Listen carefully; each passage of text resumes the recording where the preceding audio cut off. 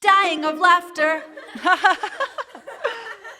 It's not funny. My mom has stage 4 cancer in her bones and in her breast. My dad's disease was 15 years, he died of ALS. I made a podcast about death, seemed like the thing to do. And if you're sad by all of this, well, you're gonna die too.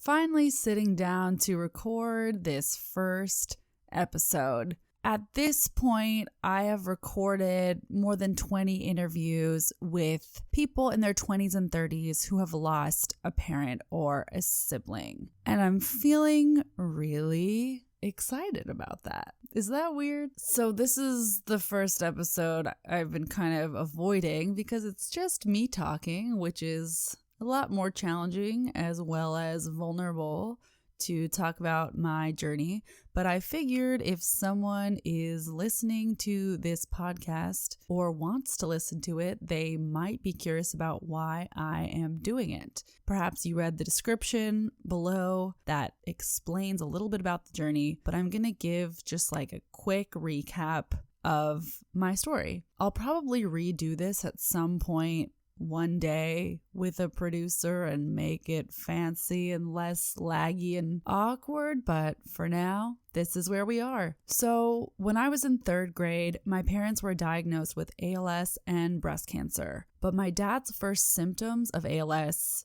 occurred several years before, when I was about 4.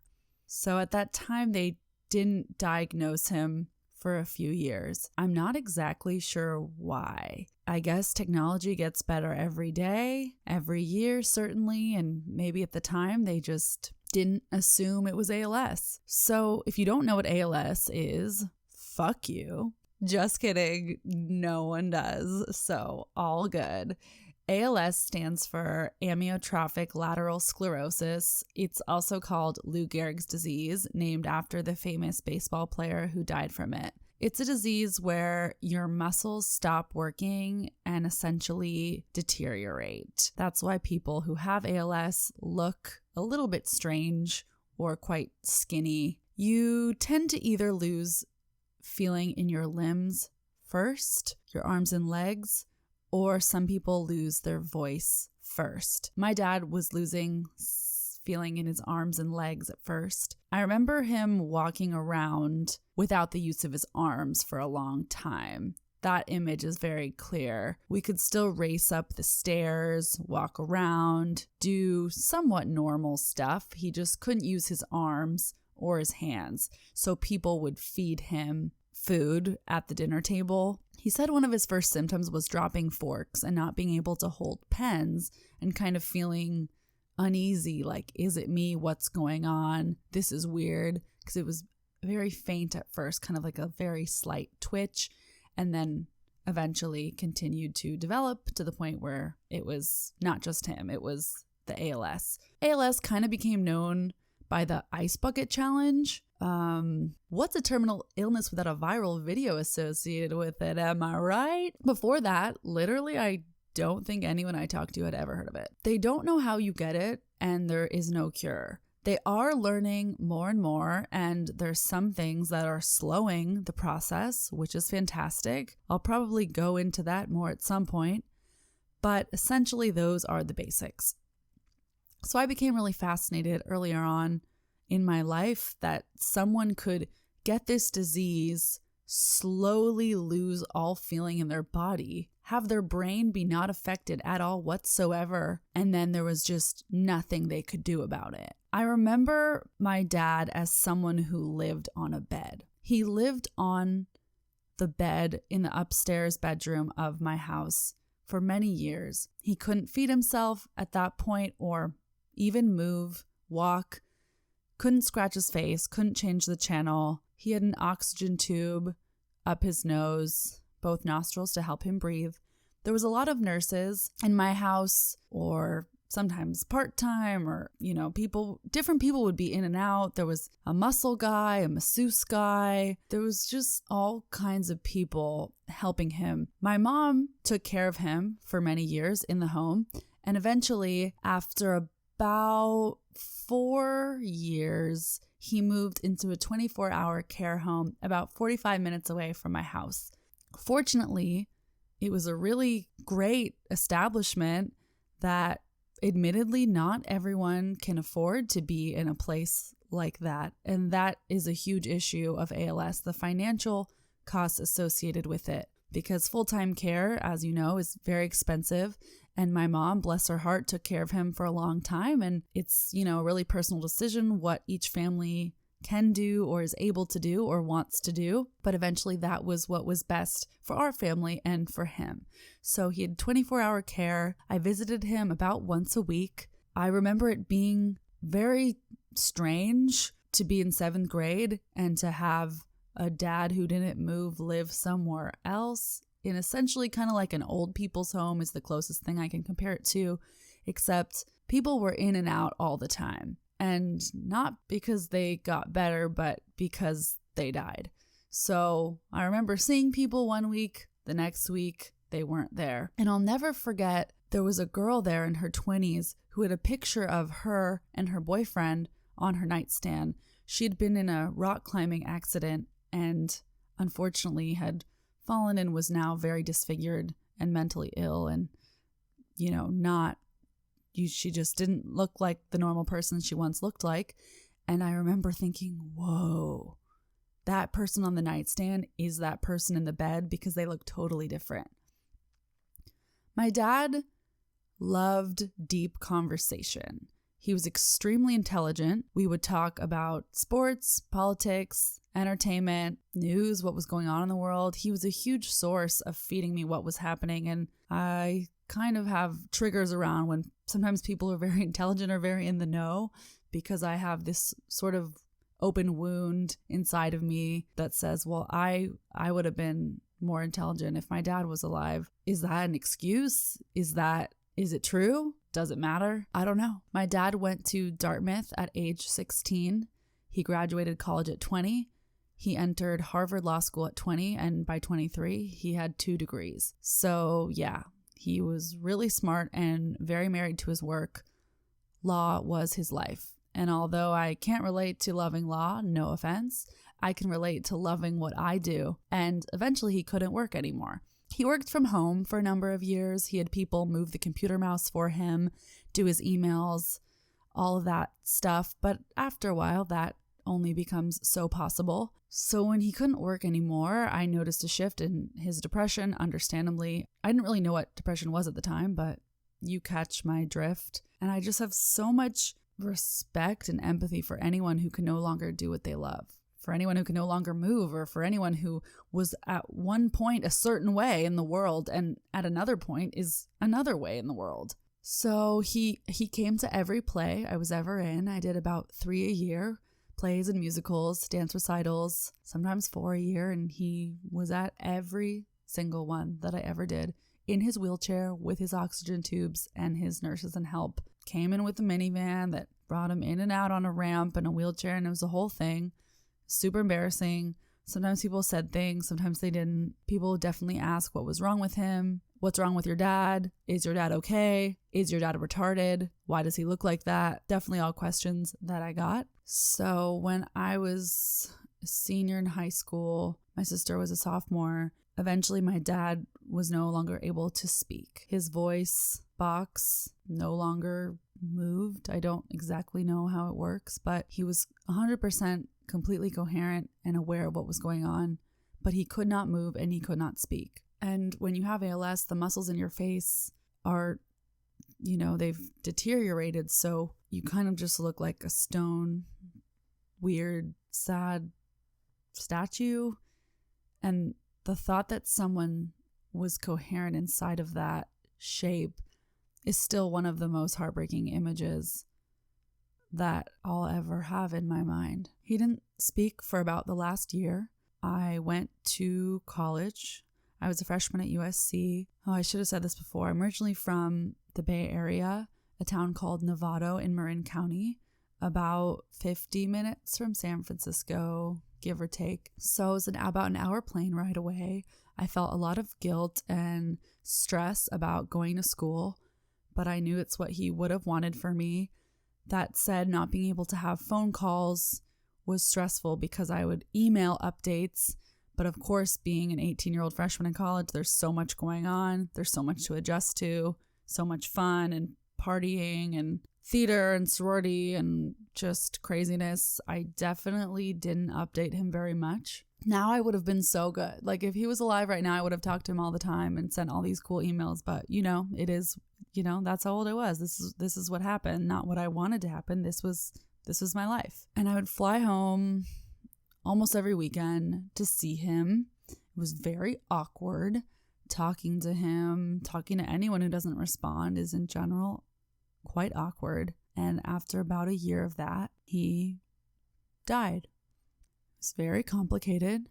It was extremely expensive to keep him alive at that point. There was a lot of nurses, a lot of people in and out, a lot of people with opinions about how long he should live and when and how he should live and what he should do. When you're on a feeding tube for years and can't speak and can't communicate other than blinking at letters on a makeshift whiteboard to spell out what it is that you want, it's not a great life anymore.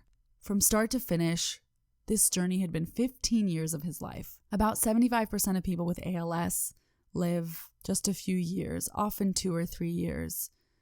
It's much, much less common to live more than that or more than 10 years. So he's definitely in the exception, not the rule category, but also good to know that anything is possible. I have a lot of empathy for my sister who was still in high school during this. So I kind of, got to escape a little bit of all the craziness of that last year because I was at school, and that must have been really difficult for her to have been witnessing it all and the stress levels of my mom, certainly. I have a lot more to say about my dad and about how I felt about it and about how I feel about it now, but we will save that for another day. To touch on my mom, let's touch my mom. That sounds totally fine. To speak about my mom for a moment, she was diagnosed with breast cancer the same year that my dad was diagnosed with ALS, which again was when I was in 3rd grade and my sister was in 1st. My mom had surgery, chemotherapy, radiation, the works. She lost her hair. She lost a lot of things during that time. I remember her being very stressed out. Looking back, I think that's really fascinating that technically breast cancer was the lesser of two evils. ALS is fatal, breast cancer is not. And how much work she put into taking care of my dad and visiting him almost every single day when he moved out. And knowing she had breast cancer for some of those years is really kind of incredible. I just have so much respect for her. My mom and I are so close. I'm so grateful for, the normal life that I had besides these things. I had a good life and got good grades, loved performing, loved my theater community. I loved my friends, was in a safe neighborhood. I can't really ask for a better upbringing besides, all of this. But there are some emotional and psychological effects of witnessing my parents' illnesses that have carried into my adult life that I struggle with, and I think some of it could have been avoided and or dealt with earlier on. So that's something I'm passionate about talking about too. And that's something that I hope other kids growing up can perhaps avoid or can perhaps handle a little bit better than what I hope it can be a little bit easier for them than it was for me. We'll go into that on another day as well. So my mom's breast cancer went away. She was in remission for many, many years, but 17 years later from her initial diagnosis, my mom's breast cancer came back. I was 25. They told her she had stage 4 metastatic breast cancer. Metastatic means it has metastasized. I can never say that correctly. Metastasized. That's all I got for today. It had metastasized to her bones.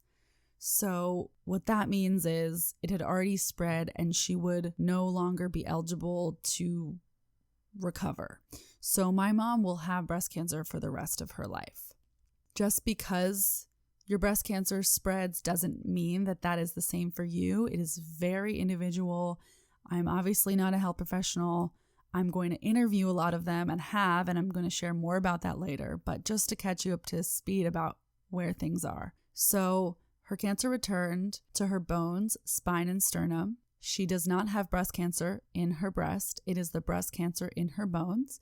A lot of people didn't know that that could happen. I certainly didn't, but that is a possibility. So the good news is today she's had her breast cancer for 3 years. She takes oral chemotherapy, which is great because it's a lot, quote unquote, easier on your body than chemotherapy. The bad news is chemotherapy is what's ultimately, hopefully, going to get rid of your cancer, and that wouldn't be appropriate for her, seeing as they are not able to get rid of it. So a lot of people are quite confused about, is my mom okay? Is my mom healthy? What does my mom's future look like? We do not know. About 85% of people in my mom's situation live less than 5 years. It's been 3 years. So that is upsetting, obviously. But the good news is she's doing really, really great. My mom is in next to no pain. She can't even believe she has breast cancer, which is such a gift. She can drive, she can walk, she can exercise again. I mean, they say live your best life, but I kind of think she is. Hashtag live your best life. No, but like she is. She's an amazing attitude, which I think helps. It also does not completely cure you.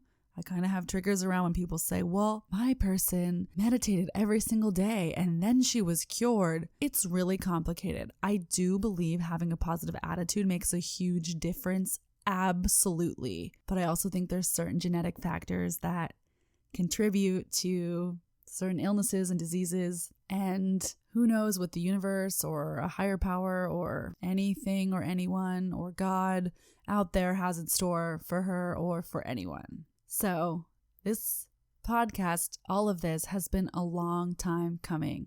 I remember being a little girl and thinking about death so much. Where did people go? Why did they go? When would I get to see them again? Would I ever see them again? Did they know what I was doing that moment? Does my dad know I'm doing this podcast right now? This didn't come easy to me overnight. Even now, like I said, my mom's latest journey has been 3 years. My dad died almost 10 years ago. So I'm finally at a place where I feel like I'm, for some strange reason, uniquely in this spot. And I wonder if it's for a reason. Maybe it is, maybe it's not. But I kind of just felt compelled to open up about it since I had the second parent diagnosed with a terminal illness. My mom will also be talking about the BRCA genes, also called the BRCA genes. I'm doing a podcast launch party this Thursday. I hope to see some of you there, or I hope some of you were there at the time of listening to this. We're interviewing Erica Silver, a fantastic genetics counselor and breast health specialist, about what BRCA is. And if you weren't there, there'll be more information for you in upcoming episodes on how to screen, when, how, why, who should test, when you should start screening, how old you should be, testing for breast cancer, all of that stuff. But for now, just wanted to mention my mom does not have the BRCA gene. BRCA gene is a gene you can test for to find out if you have an 80% chance of getting breast cancer. This is an overwhelming statistic for many. About 1 in 40 healthy Ashkenazi Jewish women will have this mutation. And if you have it, I personally recommend getting a double mastectomy or screening a lot more often and a lot earlier. I don't want to alarm or overwhelm people with this information. They say about 1 in 3 to 400 girls have the BRCA mutation if you're not Jewish, which is still a lot of people. But I wanted this to be a safe space and an opportunity to go through the options, talk to some women who have had the mutation and talk about their experience and what you can do. So not everyone who has breast cancer has the BRCA gene, which is really interesting. Actually, the majority don't. But if you do, there's preventative steps that we can take. And I would love to help you figure that out. Devin Seidel is coming to the podcast launch party. She's an actress, producer, and previvor. A previvor means you've been identified as someone who has the BRCA mutation. So I'm excited to chat with her, and we're going to get her on here soon, talk about her experience, which will be really wonderful. So yeah, also when I was younger, my grandfather in high school and the woman he was married to, they were the only grandparents I knew, so I've experienced that too. My mother really fascinates me because she lost her own mother to cancer when she was 19, and 19 was the same age that I was when my dad died, which is kind of freaky on my child's future 19th birthday. Knock on wood, y'all. Or I don't have a child right now, but if and when. So I just have so much respect for my mom, who lost her own mom when she was a teenager to cancer, married a man who got ALS, got breast cancer, recovered, and now has breast cancer again. There's an upcoming interview with her that I'm really excited to share to talk more about her journey. I find it kind of cool that my dad was a lawyer and a really funny guy, and then ultimately my sister became a lawyer and I became a really funny guy. Okay, that is a lot of info. I hope that paints somewhat of a picture. If you have any questions or comments, or if you have feedback, please email me at dyingoflaughterpodcast@gmail.com. This is a brand new show. I want to hear from you guys. I want feedback. I'm sure I'll make mistakes. I'm sure things could be better. So please, I'm very open. If you have thoughts around the content, the quality, any of that stuff. If you would like to nominate a guest, you can send me their name and information. If you want to nominate yourself, let's chat. I'm on Instagram @_ChelsWhoElse_. My website is chelswhoelse.com. You can see my comedy stuff on there if you're interested in that jazz. I really look forward to sharing more and to this journey that we're going to go on together, y'all. Can't wait for you to hear from the other cool people I've interviewed about their own experiences around grief, loss, illness, breast cancer. It's going to be cool. It's going to be sad, but it's going to be cool. It's going to be funny too. We can laugh and cry together, y'all. I'm excited. I'm grateful. This was really fun. Oh, and if you want to help or support in some way, leaving a review on Apple Podcasts is super helpful and appreciated. It helps people find the show and see that other people are listening alongside of them. Again, guys, this is brand new and I'm making this by myself, so it really means a lot. And if you do, please let me know, DM me or email me that you left a review so that I can personally thank you. You can also subscribe and hit 5 stars if you like it. That's also helpful. And thank you so much, and have an awesome day. Intro and outro music is by Liz Full. The cover art is designed by Austin Ray, and the photography is by Naomi Christie. Produced and edited by your girl. That's right, it's an all-female team. Austin is a girl. Holla! Yodo, you only die once.